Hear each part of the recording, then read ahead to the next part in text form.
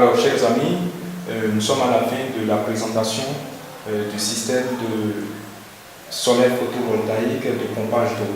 Et nous allons maintenant refaire l'exercice avec le logiciel de dimensionnement que nous avons conçu à partir de Excel pour permettre à tout un chacun de nous de bien dimensionner un système solaire de pompage d'eau. Alors, quand nous ouvrons le logiciel, nous avons deux feuillets. Nous avons pompe solaire PV de 120 volts et pompe solaire courant continu. C'est-à-dire, ça peut être du 12 volts, ça peut être du 24 volts, ça peut être du 48 ou 200. Ça dépend de la conception. Tout ce qu'il faut savoir lorsque une pompe solaire, une pompe est en continu, c'est une pompe purement solaire. Mais lorsqu'elle est en 220 volts, c'est une pompe standard qu'on a dimensionnée sur le système solaire.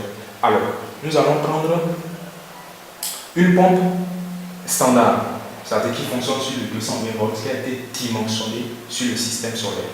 Qu'est-ce qu'il faut faire?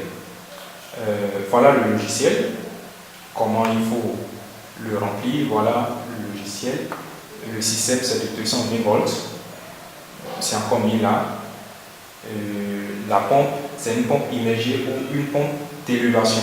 On parle de pompe immergée, si vous vous en souvenez, c'est lorsque la pompe est mise dans un puits ou dans un forage qui a une profondeur qui est supérieure à 1,5 m. Nous l'avons dit dans notre présentation précédente. Alors, voilà les données à régler primordialement. Et il y a la hauteur manométrique du forage. La hauteur manométrique du forage. Et si nous allons utiliser l'exemple typique sur lequel nous sommes basés pour expliquer le dimensionnement, nous allons prendre 93,5. 93,5 mètres comme hauteur manométrique du forage. Nous allons prendre un rendement du groupe moteur pompe égal à 0,4. Nous allons prendre un besoin quotidien en eau qui est égal à 6 mètres cubes par jour. Nous allons prendre un temps de pompage égal à 6 heures, c'est-à-dire un temps de fonctionnement du système, le temps d'ensoleillement au fait, 6 heures, et l'irradiation égale à 3,9 kWh par mètre carré par jour. Alors, ça me calcule directement l'énergie quotidienne requise qui est EC qui donne cette valeur et la puissance crête du champ qui donne cette valeur-là. Alors, voilà la puissance crête du champ qui me donne la valeur là, qui me donne 1507,6183 watts crête. Alors, pour choisir la tension du système, nous le dirons encore, cette tension est en fonction de la puissance du champ. Cette puissance-là. Puisque cette puissance est comprise entre 1000 et 2000, nous allons prendre 24 volts. C'est l'idéal. Nous prenons 4 volts comme tension du système. Alors, nous allons continuer. Alors, il est maintenant question de choisir le type de panneau, le type de module PV que nous voulons utiliser. Je peux choisir 150, je peux choisir 100 watts crête, je peux choisir 200 watts crête, je peux choisir. Mais j'opte pour 150 watts crête. Donc je mets 150 watts crête là. Donc je maintiens les 150 watts crête qui sont là. Et là, la tension nominale d'un module de 150 watts crête, c'est de 12 volts. Je le mets. La tension maximale du système, du module, je mets 1000 watts. Généralement, cette tension est de 1000 watts. Je le mets. La tension de circuit ouvert ou la tension à vide d'un module de 150 watts est de 22,4. Ça, c'est mon module. Ça peut être différent chez vous, mais la différence n'est pas très grande. Ça peut être de 22 chez un autre fabricant ou de 22,2 chez un autre fabricant. De toute façon, chez moi, c'est de 22,4. Et le courant de court-circuit est de 9,9. Vous en trouverez une autre valeur pour la même puissance avec un autre fabricant. Ne vous étonnez pas, mais la différence n'est pas très grande. Alors, il me faut 10 modules de panneaux, 10 modules de, vous voyez, nombre de modules PV, il me faut 10, il me faut 2 en série, et il me faut 5 en parallèle. C'est-à-dire quoi? Que j'ai 5 lignes, 5 chaînes, et dans chaque chaîne de modules PV, j'ai 2 modules PV interconnectés en série, câblés en série. C'est ce que cela signifie. Alors, pour le régulateur de charge, regardez très bien, ça me calcule directement le régulateur de charge. La tension du circuit ouvert du champ doit être supérieure à 51,012 volts. La tension du système est égale à 24 volts. Le courant nominal du régulateur de charge doit être supérieur ou égal à 49,5 ampères. La puissance maximale du champ doit être supérieure à cette puissance-là, 6507,6183 watts crête. Et le courant maximal de court-circuit du champ doit être inférieur à 61,875 watts, 75 ampères. Voilà. Donc, le régulateur doit remplir ces différentes caractéristiques. Ce sont des caractéristiques inscrites sur la fiche technique du régulateur dans le notice. Alors, il est question de dimensionner la batterie. Si j'ai besoin d'utiliser la batterie, si j'ai besoin bien évidemment d'utiliser la batterie, donc ici, utiliser la batterie, je choisis 0 si c'est non, je choisis 1 si c'est oui. Ici, j'ai choisi 0 et ça m'a mis néant. Mais si je choisis 1, là, ça voudra dire que je veux dimensionner la batterie. Donc, je choisis, comme d'habitude, le nombre de jours, qui est 2, par exemple. Je choisis le taux à profondeur de décharge de la batterie, qui est, par exemple, 0,5 ici. Je pouvais choisir aussi 0,65. Le rendement de l'onduleur, qui est 0,9. Je peux choisir autre chose. Mais si mon onduleur est de très bonne qualité, puis sinus de très bonne qualité, son rendement est de 0,9. Alors, la capacité de la batterie me donne 680,30 ampères-heure. Alors, il faut choisir la capacité de la batterie que moi je veux utiliser.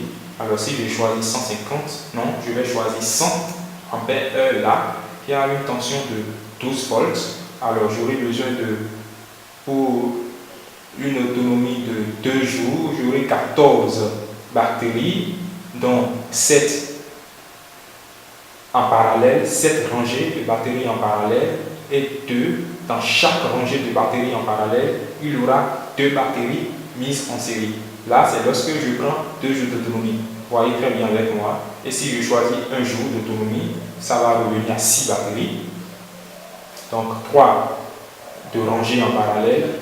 Et dans chaque rangée en parallèle, j'aurai 2 batteries mises en série. Mais si je ne veux pas utiliser de batterie parce que j'ai ma citerne pour stocker l'eau dans la journée, je choisis 0 tout simplement et je continue.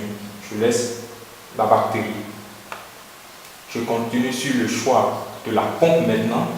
Il faut choisir la pompe, bien évidemment, parce que c'est elle qui va pomper l'eau. Et pour choisir la pompe, ça me calcule automatiquement le débit de la pompe qui est de 1 mètre cube par heure. Ça me calcule la hauteur manométrique de la pompe qui est de 93,5 mètres, la puissance de la pompe qui est de 637 watts et la tension de sortie de la pompe qui est de 220 volts. Qu'est-ce que je retiens par là? C'est que pour pomper 6000 mètres cubes pendant une journée à une profondeur de 93,5 mètres, alors j'ai besoin d'une pompe qui a un débit de 1 mètre cube par heure et qui a une hauteur manométrique de 93,5 au minimum et une puissance de 637 watts et une tension de sortie de 220 volts. Donc voilà ce que cela veut dire. Je vais choisir maintenant l'onduleur. L'onduleur est en fonction de la puissance. La puissance de l'onduleur est en fonction de la puissance de la pompe, bien évidemment, parce que la pompe a une puissance de démarrage 3 fois élevée que sa puissance nominale.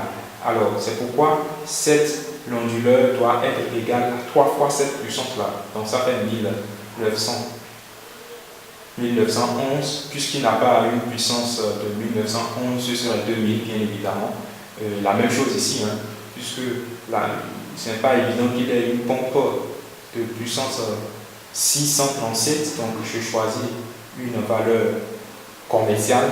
Au niveau de l'onduleur, je choisis la tension maximale de l'onduleur. La tension maximale de l'onduleur, je le mets là et je continue avec le choix des sections des câbles. Ici, c'est légèrement plus simple parce que nous avons besoin de câbles entre le champ PV et la boîte de jonction. Si je prends par exemple je prends 1. Lorsque je prends 1, j'aurai besoin d'une section de 2,5 mm². Lorsque je suis entre la boîte de jonction et le régulateur de charge et que je prends 2 ou je prends 7 par exemple, j'aurai besoin de 10 mm². Là, lorsque je suis, si j'ai besoin de la batterie, lorsque je suis entre le régulateur de charge et la batterie, si bien évidemment je vais utiliser de batterie, s'il n'y a pas de batterie, donc je passe, je tombe sur section longueur entre raccordement et batterie, donc je passe également, je viens au niveau de longueur de régulateur, entre le régulateur et l'onduleur. Entre le régulateur et l'onduleur, je mets par exemple 3. Je mets 3 par exemple.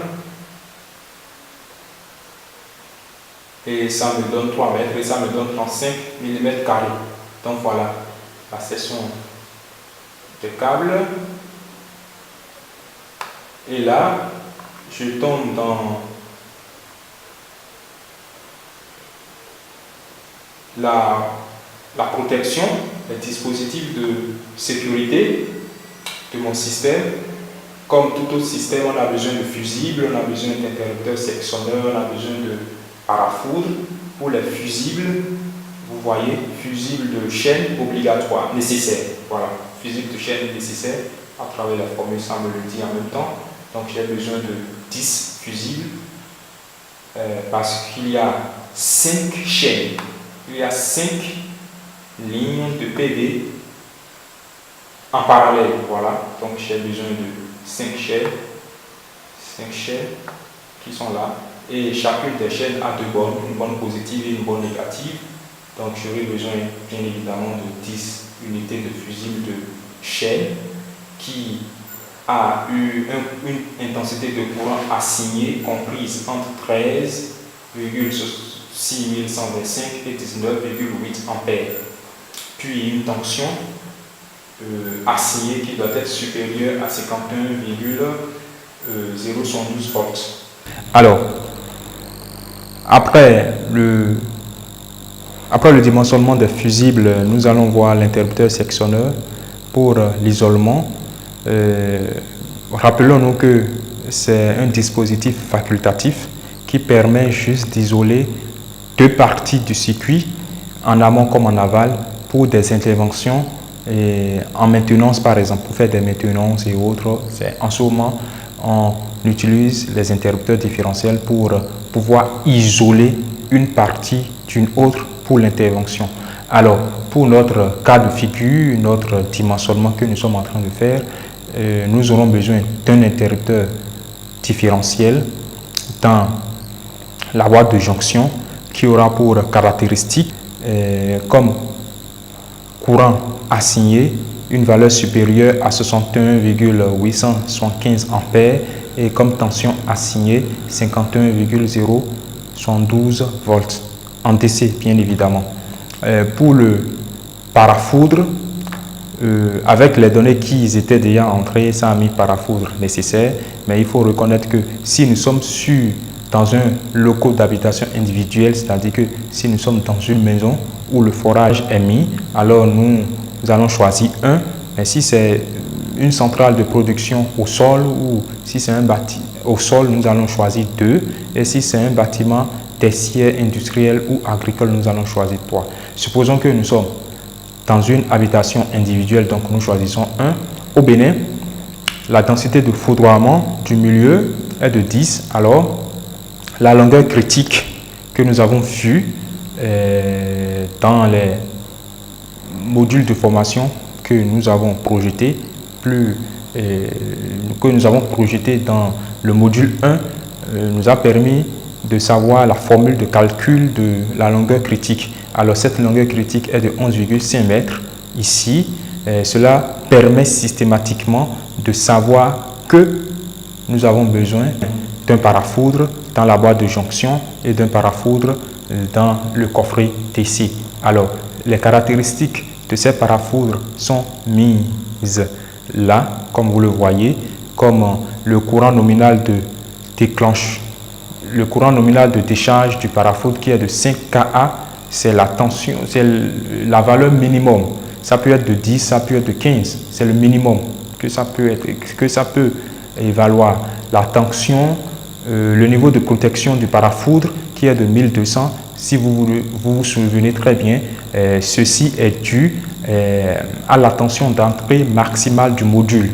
Si vous vous souvenez très bien du logiciel que nous avons vu au niveau du dimensionnement des systèmes photovoltaïques domestiques. Alors, la tension maximale de régime permanente doit être supérieure ou égale à 51,072 et le courant en court-circuit du parafoudre doit être supérieur ou égal à 61,875 ampères. Ça, c'est le parafoudre qui doit rester dans la boîte de jonction.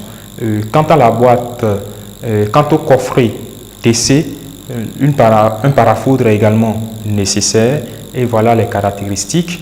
Ce qui change, c'est le niveau de protection du parafoudre qui doit être inférieur à 2000 et souvenez-vous, cette valeur est due à la tension maximale d'entrée de l'onduleur.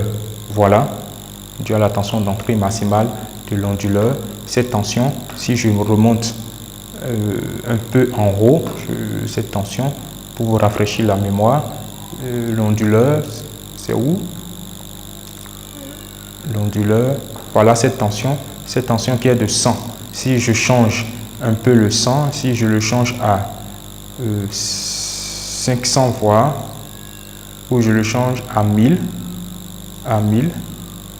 nous allons voir ce que ça va donner en bas au niveau du parafoudre TC.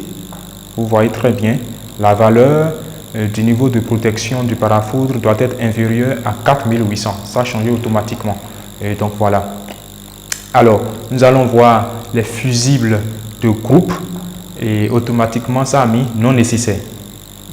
C'est non nécessaire, on n'en a pas besoin. Voilà.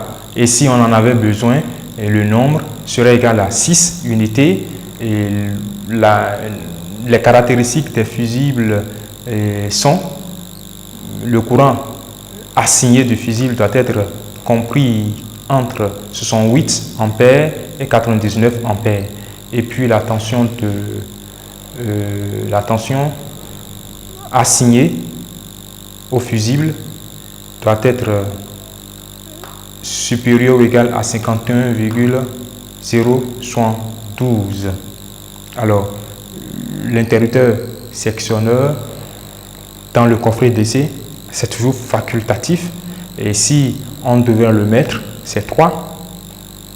Et puis, les calibres de l'interrupteur sont égaux à, pour le courant assigné, 61,875 et pour la tension assignée doit être supérieure à 51,012. Ce qu'il faut retenir de ce dimensionnement, c'est que nous avons ici dimensionné un système, nous avons dimensionné une pompe classique, c'est-à-dire une pompe qui fonctionne sur le 220 volts, à ce qu'elle fonctionne sur le système photovoltaïque, sur le panneau, sur les modules PV. Voilà ce que nous avons fait, et cela nous a permis d'identifier et de calculer le champ, la puissance du champ, d'identifier le régulateur qu'il nous faut, d'identifier la capacité de la batterie si cela est nécessaire, de choisir l'onduleur adéquat, de choisir la pompe adéquate également, et de choisir les sections de câbles adéquates, sans oublier les éléments de protection du système. Alors, il arrive des fois que la pompe existe déjà.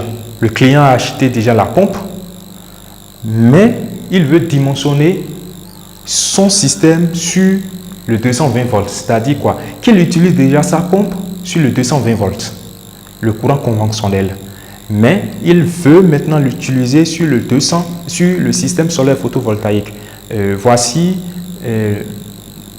les calculs qu'il faut, voici le développement que nous avons fait pour pouvoir satisfaire à cela, parce que ça arrive également. La pompe existe déjà et elle fonctionne sur le courant conventionnel, mais il faut le mettre sur le 220 volts. Il suffit juste pour la pompe, les données changent légèrement. Ici, là, nous avons la hauteur manométrique de la pompe, ou du forage plutôt, qu'il faut mettre, 93,5. Il faut mettre le besoin en eau par jour, les 6 mètres cubes par jour. Il faut mettre l'irradiation solaire qui est de 3,9. Il faut mettre le débit de la pompe. Le débit de la pompe, parce que je connais déjà la pompe. La pompe fonctionne déjà et je connais déjà son débit. Je le mets et je mets la puissance de la pompe qui est de... j'ai pris l'exemple précédent, donc j'ai mis la puissance de la pompe ici. Et lorsque vous mettez la puissance de la pompe, ça calcule automatiquement en fonction des caractéristiques que les données que vous avez rentrées, ça calcule en même temps le temps d'usage, le temps d'ensoleillement, le temps de fonctionnement de la pompe dans une journée, qui est au maxi de 7 heures de temps. Ça ne dépasse pas 7 heures de temps. Disons que la pompe fonctionne correctement de 10 heures à 17 heures. C'est le temps où le soleil est adéquat pour que la pompe fonctionne. Voilà, donc ça donne les éléments en même temps. Il faut choisir le système, la tension du système en fonction de cette puissance-là. Je ne vais plus revenir sur ça, vous le savez très bien mieux que moi. Donc, je vais continuer. Et là, il faut rentrer le choix du module de panneau que vous voulez utiliser, ainsi de suite là. Et si je prends un module de 100 par exemple, je vais un peu changer. Je prends un module de 100 qui a une tension de 12 volts, qui a une tension maximale du système de 1000, qui a une tension de circuit ouvert de, je prends par exemple, je ne sais pas, je prends 20, je prends un courant de court-circuit de 7 par exemple, et je vais voir ce que ça va donner. J'aurai besoin de 16 modules PV, 16 modules PV, et les modules PV seront montés de telle manière qu'il aura 2 montés en série. Ils seront montés 2 à 2 en série et il aura 16 chaînes. Donc, il aura 16 chaînes de modules et chaque chaîne sera constituée de 2 modules de PV montés en série. Alors, je vais passer rapidement sur le choix du régulateur de charge. Ça calcule automatiquement. Donc, j'aurai un régulateur de charge qui aura comme courant nominal de 56 ampères en DC. Et ça aura une tension de circuit ouvert de 45,6 volts. Ça aura une tension de système de 24 volts. Ça doit pouvoir supporter un champ de puissance de 1507 watts crête. Et puis ça doit avoir un courant maximal de court-circuit qui doit être inférieur ou égal à 45,6 volts en DC. Alors, je passe sur le choix d'utilisation de la batterie. Si je dois utiliser la batterie, je dis oui. Si je ne dois pas utiliser, je dis non. Donc, je choisis non pour continuer. On a déjà fait l'expérience tout à l'heure là. Et là, il faut choisir l'onduleur. L'onduleur doit pouvoir supporter 3 fois la puissance de la pompe. Donc, voilà, 1910, donc 2000 watts. La tension d'entrée de l'onduleur de 24, la tension de sortie est de 220. Alors, la tension maximale d'entrée de l'onduleur est de 100 watts. Cela nous permet de calculer les caractéristiques du parafoudre. Si vous vous rappelez très bien, et voilà, c'est le même exercice, hein, le choix des câbles, longueur entre le champ PV et boîte de jonction. Si je prends 2, j'aurai besoin de 2,5 mm². Si je prends 6 ici, entre la boîte de jonction et le régulateur, j'aurai 10 mm². Si voilà, je n'ai pas besoin d'utiliser de bactéries, alors si entre le régulateur de charge et l'onduleur, je prends 1 mètre, alors j'aurai 10 mm comme section de câble. Si je prends par exemple 3 mètres, j'aurai 35 mm² comme section de câble. Alors, les dispositifs de sécurité, c'est la même chose. Il y a les fusibles de chaîne. Les fusibles de chaîne, là, c'est nécessaire automatiquement puisque nous avons au-delà de 3 chaînes en parallèle, nous avons 8 chaînes en parallèle là. Donc, les fusibles de chaîne deviennent obligatoires, nécessaires. Alors, ces fusibles de chaîne seront au total 16. Voilà leurs caractéristiques. Le courant assigné doit être comprise entre 9 ampères et 14 ampères et leur tension assignée doit être supérieure ou égale à 45,6 volts. Et en ce qui concerne l'interrupteur sectionneur dans la boîte de jonction, voilà ce que ça donne. C'est la même chose, même manière de procéder. Si on se réfère à ce que nous avons vu plus haut, et voilà, je monte un peu en haut et je vais à droite, je verrai la même chose qu'on a vu pour le premier module, le dimensionnement du premier module. Les éléments du système se retrouvent ici avec leurs caractéristiques. On aura besoin de 10 modules ici, 10 modules de 150 watts crête. C'est bien ce que nous avons choisi. Dans notre cas ici, on a 10 modules de 150 watts crête. Alors, il suffit juste de mettre les prix là. Et puis, ça nous sort le coût total. Alors, revenons de ce côté. Ça donne la rentabilité du système tel qu'on a vu dans le premier module, le module de dimensionnement de système solaire domestique. Voilà la rentabilité. Non seulement ça nous donne le coût du kilowattheure, mais ça nous donne également le coût du mètre cube d'eau. Alors, nous allons venir sur la pompe solaire à courant continu, la pompe photovoltaïque, la pompe solaire photovoltaïque, bien évidemment. Ce sont des pompes qui sont conçues avec un contrôleur de démarrage qui prend le champ, directement le champ PV, et fournit l'énergie nécessaire au fonctionnement de la pompe elle-même. Et donc voilà, ici nous n'avons pas besoin d'utiliser un régulateur de charge ni un onduleur.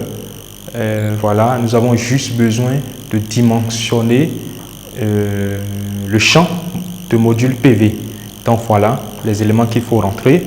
Il faut rentrer la hauteur manométrique qui est la hauteur calculée à partir de la profondeur du forage dans lequel nous voulons installer le système, et le rendement du groupe motopompe, les radiations, voilà le besoin en eau journalier du milieu, les radiations solaires et le temps de fonctionnement de la pompe dans une journée qui est égal au temps d'ensoleillement dans la zone.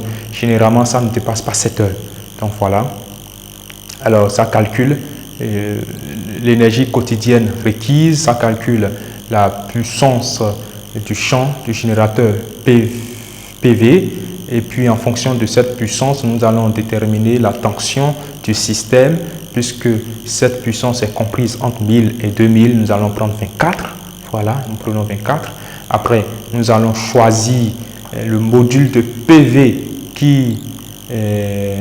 que je veux utiliser. Là, je vais changer, je vais prendre 250 watts crête.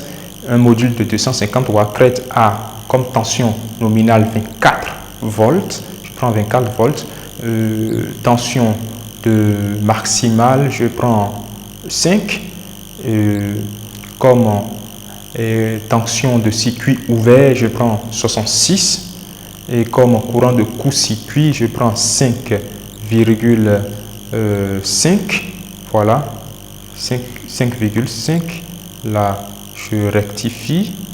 5,5. Voilà, j'y arrive. Voilà, et automatiquement, ça me donne 6 modules de 250 watts crête à utiliser, et dont un seul module en série et 6 en parallèle. Ce qui voudra dire que je mets les 6 modules en parallèle. Voilà. Ces 6 modules en parallèle seront connectés directement au régulateur de démarrage de la pompe. Et la pompe doit être une pompe qui a un débit de, ça calculé automatiquement, une pompe qui a un débit de 1 mètre cube par heure, qui a une hauteur manométrique de 93,5 mètres, qui a une puissance de 635 watts. Alors voilà, ça donne les éléments de la pompe à utiliser. J'aurai besoin d'une pompe solaire 24 volts qui a un débit de 1 mètre cube par heure, qui a une hauteur manométrique de 93,5 mètres et une puissance de 635 watts. Voilà, et nous allons faire le choix des sections de câbles. Des sections de câbles, c'est entre les chaînes PV et la boîte de jonction. Si je prends là, j'aurai 6 chaînes PV, bien évidemment, parce que j'ai 6 modules, tous en parallèle, donc ça fait 6 chaînes. Donc, si je prends une longueur entre les chaînes et la boîte de jonction de 1 mètre ou de 2 mètres par exemple, j'aurai une section de 2,5 mètres carrés comme section de câble entre ces deux éléments. Et lorsque je prends entre la boîte de jonction et le régulateur de démarrage, quand je prends 4 mètres ou 5 mètres de longueur, j'aurai une section de câble à utiliser de 25 mm carrés. Alors là, le dispositif de sécurité est constitué de fusibles, de chaînes et de l'interrupteur sectionneur. Alors les fusibles de chaîne, j'en aurai besoin de 12. Dans notre cas, ils sont nécessaires et ils sont caractérisés par leur courant assigné qui est compris entre 7 et 11 ampères. La tension assignée du fusible, la tension de chaîne assignée du fusible qui doit être supérieure à 115,24 volts. Quant à l'interrupteur sectionneur, j'aurai besoin de 2. Il est caractérisé par son courant assigné qui doit être supérieur ou égal à 41,25 ampères et une tension supérieure ou égale à 115,24 volts. Alors, voilà un peu à quoi cela ressemble. C'est la même chose. Les caractéristiques, ça se retrouve également là. Les modules se retrouvent également là. J'ai parlé de 6 modules de 250 watts crête. Ça se retrouve là. Je rentre le prix des éléments que j'aurai dimensionnés pour qu'ils me sortent automatiquement le coût total du circuit, du système plutôt. Et cela me donne la possibilité également de calculer la rentabilité à travers ceci. Voilà. Alors nous sommes à la fin de notre module de formation sur le dimensionnement des systèmes solaires photovoltaïques, sur les systèmes photovoltaïques de pompage d'eau. Nous espérons que vous avez compris comment mener un dimensionnement de système solaire photovoltaïque de pompage d'eau. Nous discuterons de la suite dans notre forum WhatsApp pour les préoccupations majeures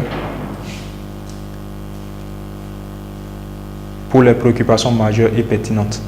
Merci, c'était Harold François Saint-Tien, responsable de Sinus Énergie, une structure de production et de distribution d'énergie photovoltaïque au Bénin.